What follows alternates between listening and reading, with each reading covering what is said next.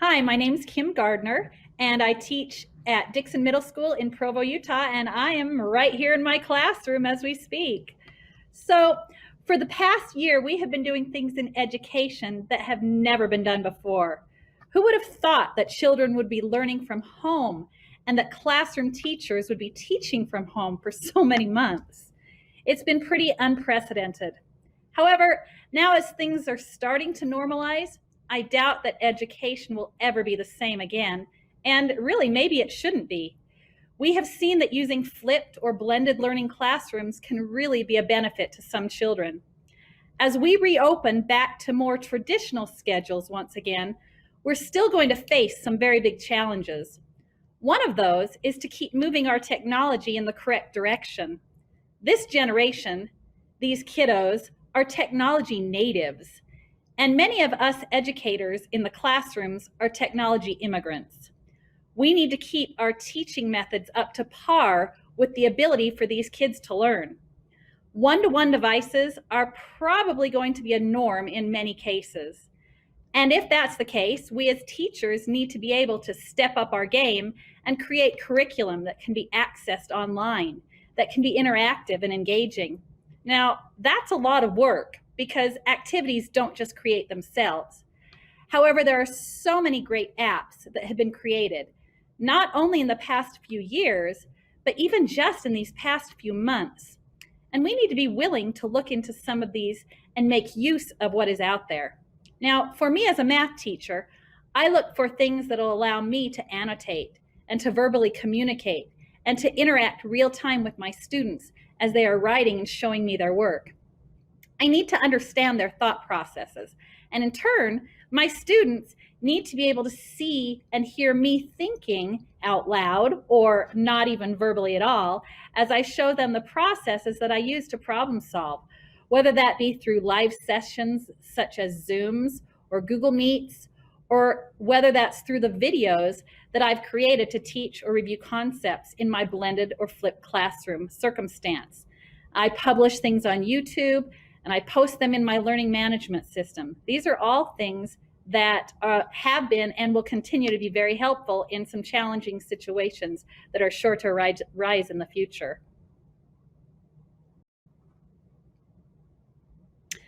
So digital ink has totally changed the way I teach. I've been teaching for a long time. This is my 30th year. I've taught in both elementary and secondary levels. I currently teach middle school math. Now in 2016, I purchased a little tablet, a little pen tablet that I wanted to see what it could do for me. It was a little tablet through Wacom, and it was a company that I hadn't even really heard of up to that point. But it has changed my life. It looks similar to this. This is my current Wacom. This is my second tablet. I love it so much. And when I first purchased it, it would allow me to walk around my classroom. I could share the device with students. They could answer and explain from their desks, but yet the entire class could see real time what they were doing through my projector. This was a total game changer for me. And for some children that were just terrified to physically get up in front of the class and walk to the front of the room, this totally changed the game. I could interact with my computer and with my projector wirelessly. I was able to engage and interact with my students in a way that I had not been able to do before just by standing up at my board. When the closures of the schools happened in March of 2020, we were only supposed to be out for a couple of weeks. I grabbed the most essential things that I thought might be needed for those 2 weeks. I grabbed my laptop, I grabbed my teacher's manuals, and I grabbed my tablet. Little did I know that we wouldn't be returning to school that school year. My Wacom absolutely saved me, and I was able to make videos that taught the concepts. I was able to share on interactive whiteboards and apps exactly what I would have shown the kids in class. But now they were in their homes and I was in mine. It was as easy as having a pen and paper right in front of me, but yet I was instructing my almost 200 students just as well as I could have done in my own classroom. And it was a true eye-opener to this power of digital ink. So In order to get on board with the upcoming needs and future technology in our classrooms, a Wacom digital pen can be a real game changer. First of all, it's affordable, which is something that all educators find vitally important. Second, if you can hold a pen and write on a piece of paper, then you can use a Wacom tablet. I would say for people that are new to digital pen and tablet devices, just start simple. There are many whiteboarding apps available. In deciding which ones would be best to use in your own classroom, I suggest looking at what you want to be your end result. For me, one of the most important things that I look for are ways to have my students be able to show their work instead of just their answers. I needed to be able to have them write on a blank space or on graphics or on worksheets that I might have available to upload. I wanted to be able to annotate and to communicate with them in real time as they were working. I found my favorite tools and apps to be things like GoFormative or ClassKick or OpenBoard, Whiteboard Chat, iPivo, and Explain Everything. Those are just a few. My Wacom tablet works seamlessly with every single one of these.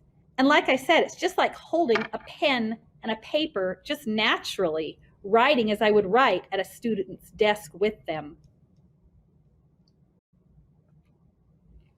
My dream is to have a classroom set of Wacom tablets, one for each of my students.